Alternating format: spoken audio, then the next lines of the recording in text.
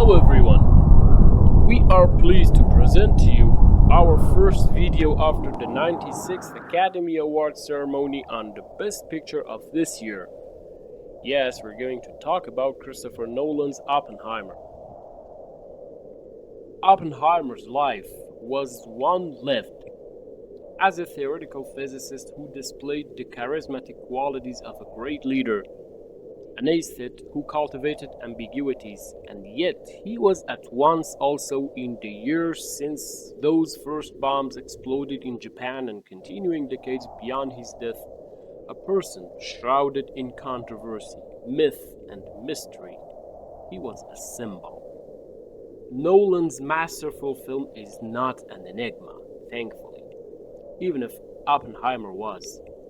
It is instead a beautiful, virtuistic piece of dramatic cinema capturing all of this and more about the man, his work, his professional and personal relationships, and his legacy, and with all the seriousness and characteristic flair of a Nolan film project that should appeal to virtually any viewer regardless of interests. Even the semi-regular filmgoer will know most of Nolan's works as producer, director, or both. Such a popular impact have they had. His best-known projects to date include Memento, Insomnia, Batman Begins, The Prestige, The Dark Knight, for which Heath Ledger won a well-deserved posthumous Oscar portraying Batman's nemesis, the Joker, Inception, The Dark Knight Rises, Interstellar, Dunkirk, Tenet, and now Oppenheimer.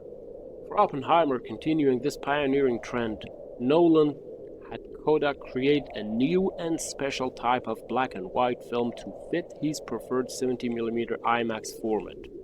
Throughout the course of the story, his direction dances between black and white and color segments to help us follow the storylines from various points of view.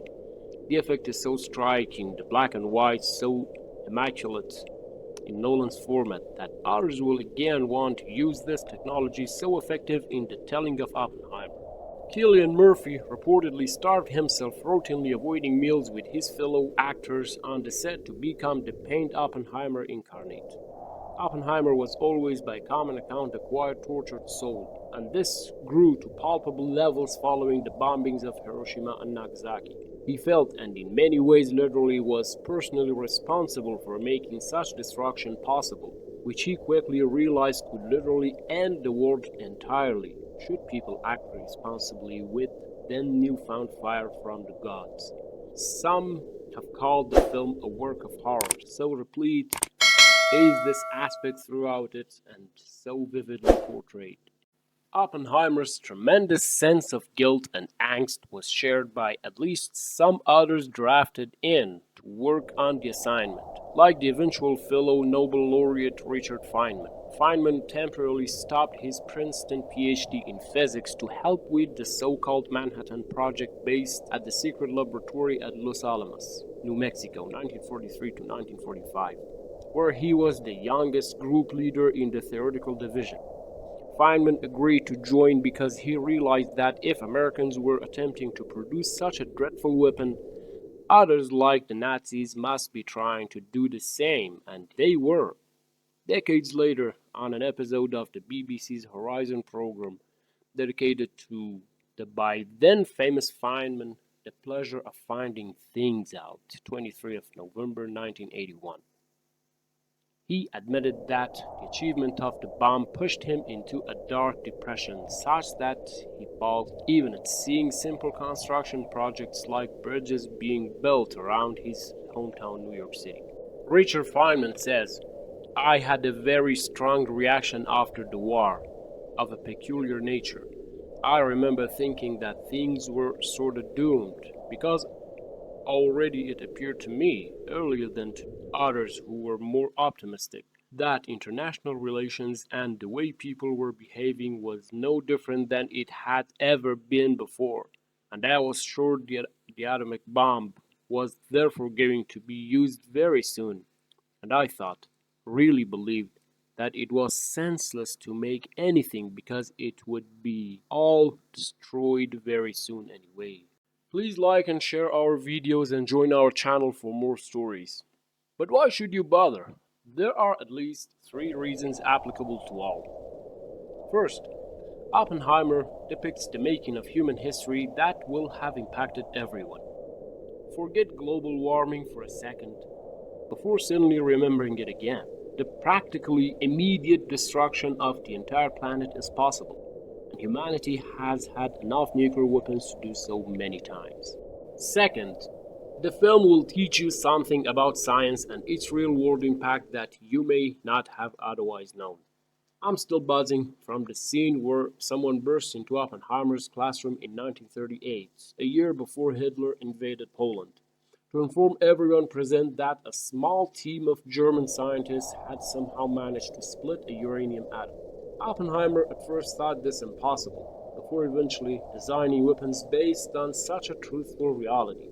Such nuclear fission, the act or process of splitting the nucleus of an atom to release a large amount of energy, is today also a useful source of energy.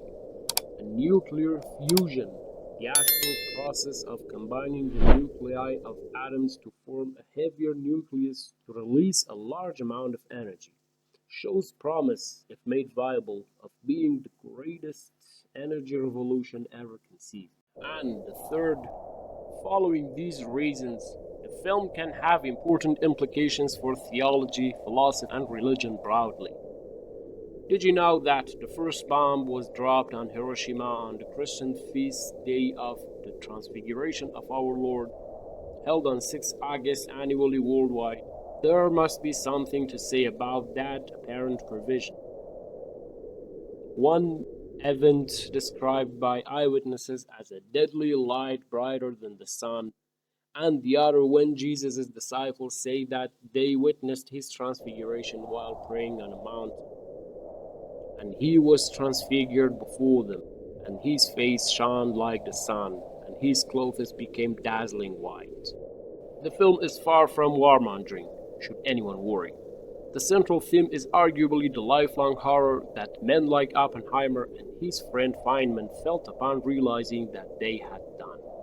Oppenheimer so repented of it that he spent the rest of his life campaigning against the use of atomic weapons, and so much so that he was put on trial as a suspected communist by his own fellow Americans.